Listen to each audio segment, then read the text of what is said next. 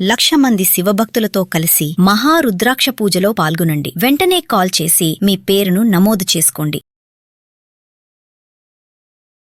నమస్తే రమగారు. నమస్తే జయ.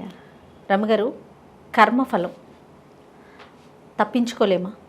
దీనికి సంబంధించి చాలాసార్లు చాలా విషయాలుగా మాట్లాడుకున్నాం, టాపిక్స్ రూపంలో ఎన్నో స్టోరీలు కూడా చెప్పారు.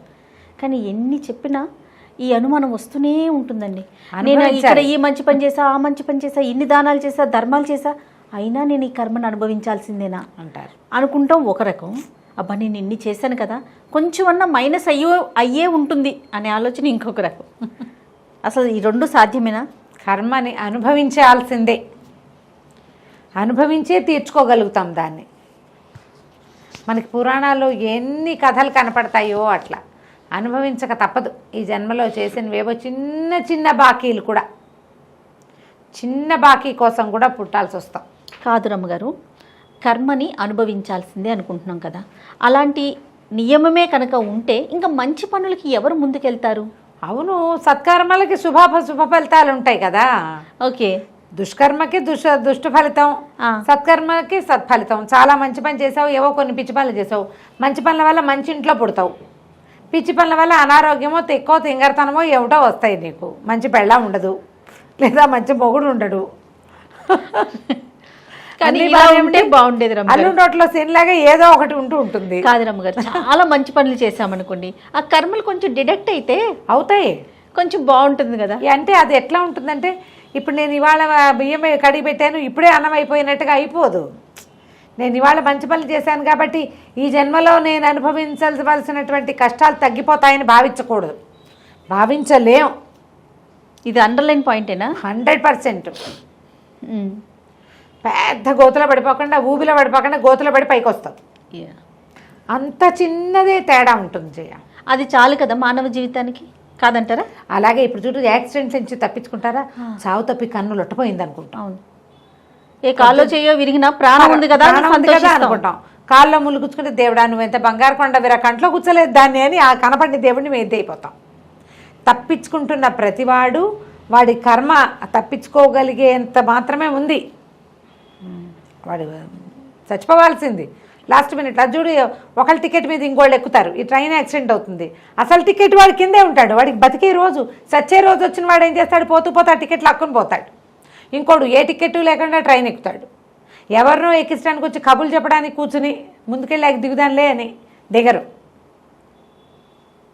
అప్పటిదాకా ట్రైన్లోనే ఉన్నవాడు ముందు స్టేషన్లో మంచినీళ్ళ కోసం దిగుతాడు, ఎక్కలేకపోతాడు, ట్రైన్ యాక్సిడెంట్ అవుతుంది. ముకుందమాల అని ఒక స్తోత్రం. ముకుందమాల ఒక రాజుగారు రాశారు, ఆయన పేరేంటి? కులశేఖర ఆళ్వార్లు. మనం తిరుమలలో స్వామివారికి ముందున్న ఇది కులశేఖర పడి, ఆయన గుమ్మంగా మారిపోయాడు రాజు. ఈయన కులశేఖర ఆళ్వారు. ఈ కులశేఖరులు ఒక స్తోత్రం రాశారు, ముకుందమాల. ఆయన రాసిన శ్లోకంలో చెప్తాడు, భువివా దివివా మమాస్తు వాసో నరకేవా నరకాంతక ప్రకామం అవధీరిత శారదారవిందవు చరణవుతే మరణేపి చింతయామి అని. చచ్చేటప్పుడు కూడా భగవంతుని తలుచుకునే అవకాశం ఇవ్వనైనా, నేను ఎక్కడున్నా సరే నా యొక్క కర్మానుభవం వల్ల నేను ఎలాంటి పుటకైనా పుడతాను, ఎలాగో భరిస్తా. అవన్నీ కర్మానుభవాల వల్ల వస్తాయి. నా జీవితం, మానవ జీవితం కర్మానుభవం వల్ల వచ్చేది. ఓకే, కర్మల వల్ల నేను యద్యద్భవ్యం భవతు అవుతుంది, ఏదైనా అయిపోతుంది. పూర్వకర్మానురూపంగానే ఏది జరగాలో అది నాకు జరుగుతూ ఉంటుంది.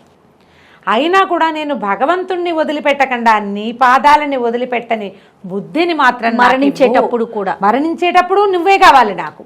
మామూలు రోజుల్లో గుర్తుండవేమో, అందుకని నేను ఎప్పుడు ఉంటే అప్పుడు ఎప్పుడు నువ్వు నా నోట్లోనే ఉండాలి. మారిస్తే మారదు, నీ బుద్ధి మార్చుకో. భగవంతుణ్ణి మార్చటం వల్ల కదా, భగవంతుణ్ణి మార్చినా నువ్వు ఈ చక్రాన్ని తప్పించుకోలేవు. తప్పదు, ఇది కర్మ అనేది తప్పదు. ఈ కర్మబంధం నుంచి బయటపడడానికి ప్రయత్నం చేసేవాళ్ళు, పెద్ద పెద్దవాళ్ళు, మునులు, ఋషులు కూడా దీనికి చిక్కడిపోతారు. చిన్న కథ ఒకటి చెప్తాం. ఇప్పుడు ఈ డిస్కస్ చేసిన పాయింట్ దీంట్లో ఒకరిని ఉద్దేశించేది కాదు, లోక సహజమైన ఆలోచన. ఏదైనా జరిగే విషయం, ఏదైనా ఒక పూజ చేస్తే, ఏదైనా ఒక వ్రతం చేస్తే, ఒక యజ్ఞం చేస్తే, ఒక హోమం చేస్తే మనం కూడా అనుకుంటాం. అవునవును, ఇది ఏమైనా సమస్యల నుంచి బయటపడిపోతామేమోనని ముందు మనసు దిటవు చేసుకుని ఎక్కడ నిలబడ్డామో అక్కడ 2 కాళ్ళు ఉంచి ఎవరిని మనం నమ్ముతున్నామో వాణ్ణే గట్టిగా పట్టుకుంటే ఎవరైనా భగవంతుడనే ఒకడు, ఒక స్వామి, ఒక అమ్మ, ఒక తల్లి, ఒక అయ్య, ఎవరో వాళ్ళని గట్టిగా పట్టుకుంటే వాడు నిన్ను ఒక దారి చేరుస్తాడు. ఆ దారికి వెళ్ళే బుద్ధిని ప్రసాదిస్తారు. అంతేగా రమ్మగారు మీరు చెప్పేది? ఖచ్చితంగా. ఇది మార్చటం వల్ల జరగదు, నువ్వు నిలబడ్డం వల్ల జరుగుతుంది. నిలబడాలి. ఈ కర్మబంధాన్ని తప్పించుకోవటం కథ భలే బాగుంటుంది. పూర్వం ఒక ఋషి ఒక ఆయన ఉండేవాడు. ఆయన మోక్షం కోసం చాలా తపస్సు చేసేవారట. అయితే ఆయనకు శిష్యుడు ఉండేవాడు. ఈ ఋషిగారు చాలా వృద్ధుడైపోయాడు. ఆయన బోధని శిష్యుడు చాలా శ్రద్ధగా వినేవాడు.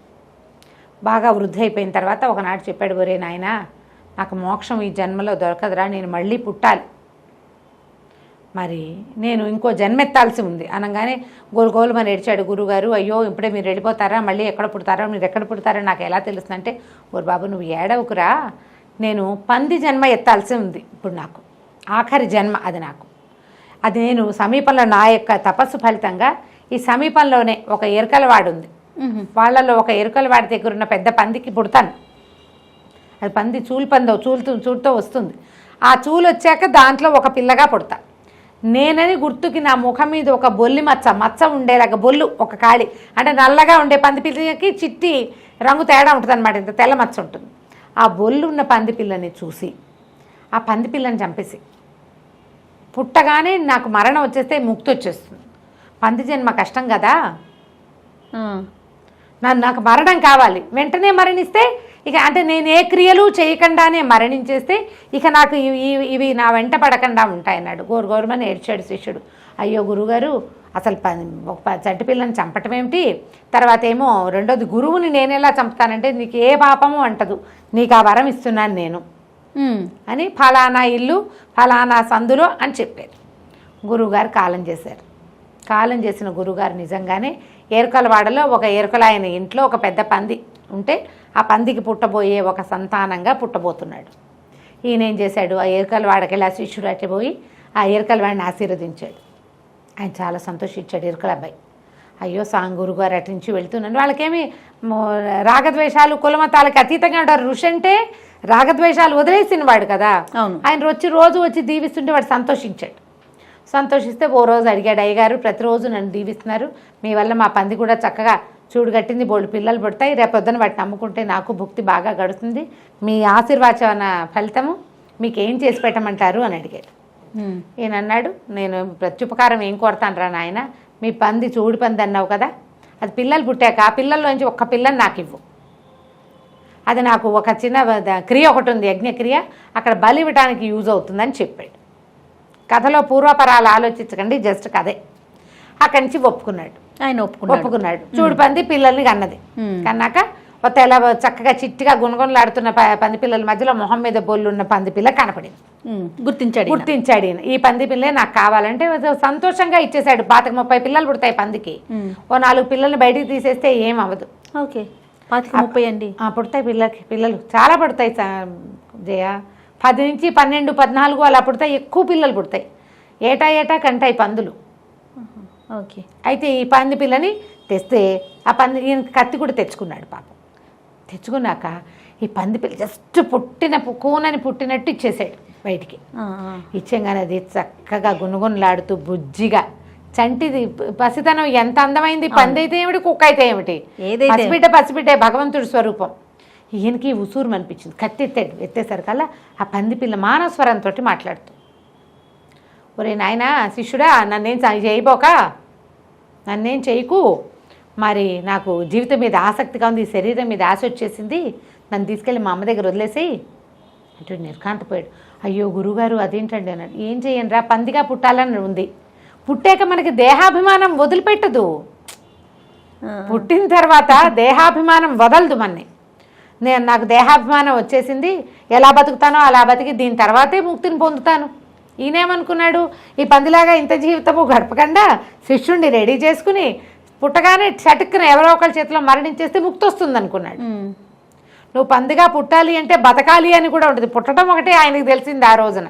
పుట్టిన తర్వాత దేహం మీద అభిమానం వచ్చేసింది. కర్మ దుర్విపాకం ఎంత పెద్దది. ఈయన పంది పుట్టక పుట్టాలని ఉంది అంతే. పుట్టడమే కాదు, అనుభవించాలి. అనుభవించదు. పుడితే సరిపోదు, పుట్టాక ఆ జీవితాన్ని అనుభవించాల్సిందే. ఏం చేయలేక పిల్లని వదిలేశాడు. కిందకి ఈయన చేతిలో నుంచి కిందకి వెళ్ళిపోగానే వెంటనే ఆ పంది పిల్ల అసలు ఇంకా మానవ స్వరం లేదు, తను గురుగునన్న మాట మర్చిపోయి గుణగునలాడుతూ పరిగెత్తుకుంటూ వెళ్ళిపోయి తల్లి దగ్గర పాలు తాగటం మొదలెట్టు. ఇక దానికి నేను గురువుని, కింద జన్మలో నేను ఋషిని, వీడి నా శిష్యుడు, ఆ గోల ఏం లేదు, ఇంకేం లేదు. ఆ జీవితం అలా పోవాల్సిందే. మనం ఏం చేస్తామంటే మనకి తెలుస్తూ ఉంటుంది ఎప్పటికప్పుడు, అందరికీ తెలుస్తుంది. మనకు చూడు ఏమనాలి దాన్ని, శ్మశాన వైరాగ్యం, ప్రసూతి వైరాగ్యం 2 వస్తాయి ప్రతి వాళ్ళకి. ప్రసూతి వైరాగ్యం అప్పుడు ఆడవాళ్ళకి చిచ్చి జన్మలో పిల్లల్ని కనకూడదు అనిపిస్తుంది, మగవాళ్ళకి జన్మే వద్దనిపిస్తుంది. జన్మే వద్దని మర్చిపోతాం. పిల్లాడి పుట్టి అప్పుడు చంటి బిడ్డను చూసరికి గుర్తే ఉండదు, నిన్న రాత్రి పడిన నొప్పి ఉంటుంది, జ్ఞాపకం రాదు. మళ్ళీ ఓ సంవత్సరం తిరిగేసరికి ఇంకో పిల్లని కంటూ ఉంటారు. కుక్కలు పందులు అన్నిటికీ కూడా ప్రసూతి వైరాగ్యాలు వస్తాయి. చాలా భయపడి బాధపడతాయి అవి కూడా, కానీ తర్వాత మర్చిపోతాయి మనకంటే తొందరగా. శ్మశాన వైరాగ్యం మనకి ఎవరైనా పోయేసరికల్లా జీవితం ఇంతే కదా, బుద్భుతప్రాయం అనిపించేస్తుంది కదా. అవునండి. అసలు ఎంత ఇదైపోతుందంటే ఇందాక ఇప్పుడు నాతో మాట్లాడాడు 5 నిమిషాల క్రితం అనుకుంటాం క్షణంలో ప్రాణం పోయింది. ఇంతే కదా జీవితం, దీనికోసం ఎందుకు ఇంత తాపత్రయపడుతున్నాం అనుకుంటాం. ఈ వెర్రేమిటి మనకి.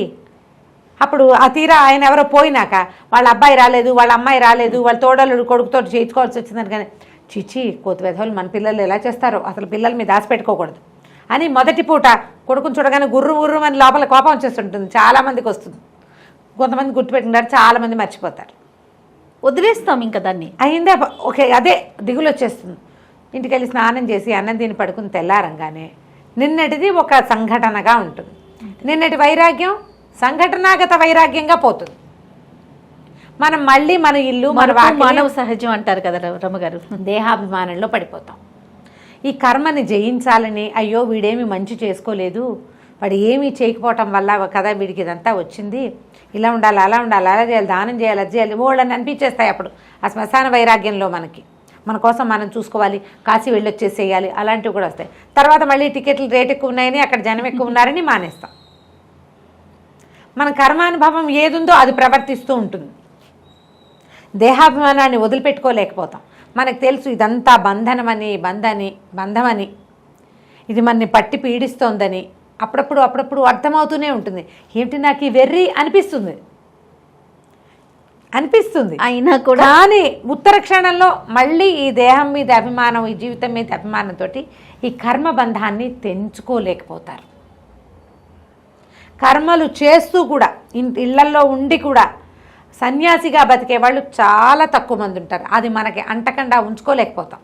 అన్నీ మనసుకు తీసుకుంటాం, ప్రతిదీ మన వల్లే, మనతోటే, మందే అనుకుంటాం. మన వల్ల ఏది కాదని, మనతోటి ఏది రాదని, ఏది మనది కాదని మనకి తెలిసినా కూడా మనకు తెలియనట్టుగానే అయిపోతుంది. కర్మలు అంత బలమైనవి, కర్మబంధం అంత ప్రగాఢమైనది. చాలా తపస్సు చేస్తే కానీ, చాలా మెంటల్ స్ట్రెంగ్త్ ఉంటే కానీ దాంట్లో నుంచి బయటపడలేం. దాన్ని పట్టుకోవడం రావాలి మనకి. అందుకని ఏం చెప్తారు, మంచి స్పీచెస్ వినండి, చదవండి, చదివి మెల్లిగా అందులోకి ప్రవేశించాలి. దేహం అభిమానం మేకప్ చేసుకుంటాం, కొన్ని నెలల తర్వాత ఏముంటుంది, మేకపే మిగులుతుంది. అవును, ఏమీ మిగలవు అక్కడ. తెలిసిందే మనకు తెలుసు, అయినా కూడా మారుకోలేము అసలు. అదే వచ్చింది. కాకుంటే ఇక్కడ ఇంకొకటి ఉంది రమ్మగారు. ఇప్పుడు ఇది విన్నప్పుడు ఏమనిపిస్తుంది అంటే మనం ఎంత మంచి పనులు చేసినా మన కర్మ మనకి వెంటాడుతూనే ఉంటుంది కదా, ఈ ఆలోచనకి వెళ్ళకూడదుగా కదండి. ఆ కర్మని తగ్గించుకునే మార్గాలు భగవంతుని సేవ, అంతే కదా రమ్మగారు. అనుభవించాలి. ఇప్పుడు కష్టం వచ్చింది, ఇలా వచ్చింది, అలా వచ్చిందని ఏడవద్దు, అనుభవించేసి వదిలించేసుకోవాలి ఎంత కష్టమైనా. ఆ ధైర్యాన్ని నువ్వు నమ్మే భగవంతుడి ద్వారా నువ్వు తీసుకోవాలి. ఆయన ఉన్నాడు అన్నిటికీ. వస్తే వచ్చింది కష్టం, దేవుడి పాదాలు పట్టుకునే ఉంటాను నేను నా మార్గాన్ని, నా మంచి మార్గాన్ని నేను పట్టుకుని ఉంటా. అది దిటవు కావాలి లోపల మనకి. ఉంటే ఇబ్బందులు లేకుండా, ఎవరికైనా వస్తాయి చేయ, ప్రతి వాళ్ళకి ఇబ్బందులు లేకుండా, కష్టాలు లేకుండా ఎలా పుడతాం, ఎలా పెరుగుతాం, ఎలా ఇదవుతాము, ఎవరికి చెట్టుకు అంత గాలి అంతే. రైట్ అమ్మగారు, నమస్తే. నమస్తే.